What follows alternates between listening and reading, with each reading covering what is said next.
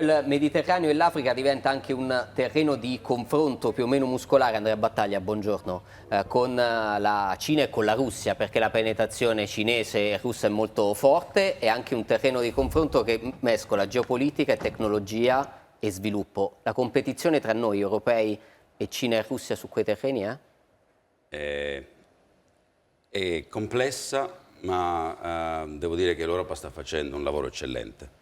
L'approccio è diverso.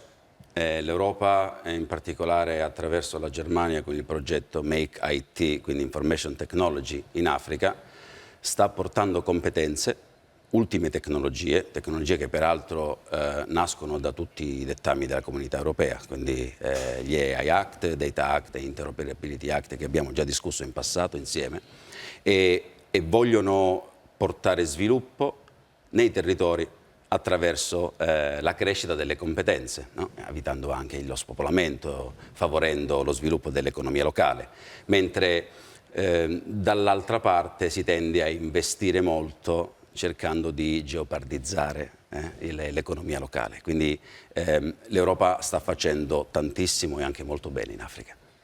Andrea Battaglia, sviluppo dell'Africa anche attraverso le nuove tecnologie che però dovrebbero essere gratuite, perché se il punto di partenza è di paesi ad alto debito, poveri e poverissimi. E sono gratuite. Questo è uno dei punti cardine del programma della Commissione Europea Horizon e di tutti i progetti e sottoprogetti che vengono poi dati ai vari consorzi che vi partecipano.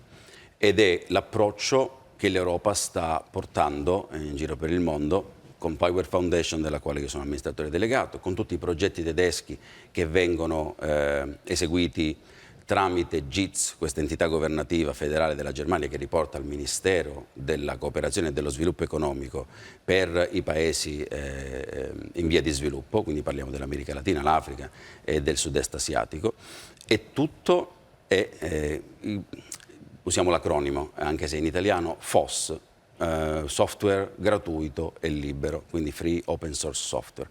Questo è il cardine principale.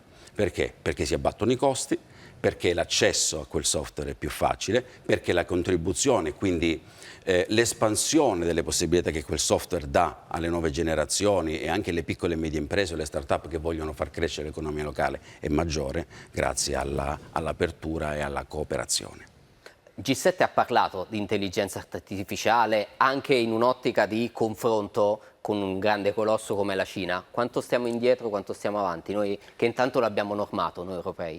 Esatto, bisogna partire da quel punto. Magari non mi chiedi un parere a livello nazionale, ma io voglio darti un parere a livello internazionale. Anche perché forse a livello nazionale pesa poco, no? Pesa No, più la non è vero. dimensione globale, europea. Permettimi di dissentire, perché anche l'Italia ha bisogno di certe politiche, anche l'Italia deve avere la capacità di dare a tutti quanti la stessa opportunità. Poi magari questo tema lo affrontiamo dopo quando parliamo della progettualità. A livello di intelligenza artificiale e il rapporto tra le differenti potenze, io non metto sullo stesso piano Europa e America, ad esempio. E naturalmente neanche la Cina o la Russia o l'India. Si parte sempre dall'Europa, si parte dalle norme che vengono create, che devono essere applicate, si parte dalla competenza e dall'intelligenza dell'Europa nell'abbracciare il concetto di nuovo software libero, che dà l'opportunità anche di andare più addentro alle tematiche sia tecnologiche, sia sociali, sia anche un pochino più di alto livello filosofiche. E l'Europa deve essere il centro da questo punto di vista, perché l'Europa, come abbiamo sempre detto, è più avanti nello sviluppo di queste tecnologie, anche se non ha i grossi capitali che arrivano dai grossi colossi americani. Ti faccio l'esempio di Microsoft, di Amazon, che sono tutto fuorché software libero, naturalmente hanno un tipo diverso di modello di business. E l'Europa deve essere il centro del mondo dal punto di vista delle nuove tecnologie, perché deve essere il collettore degli interessi globali nell'apertura delle nuove tecnologie agli esseri umani e anche dal punto di vista del controllo.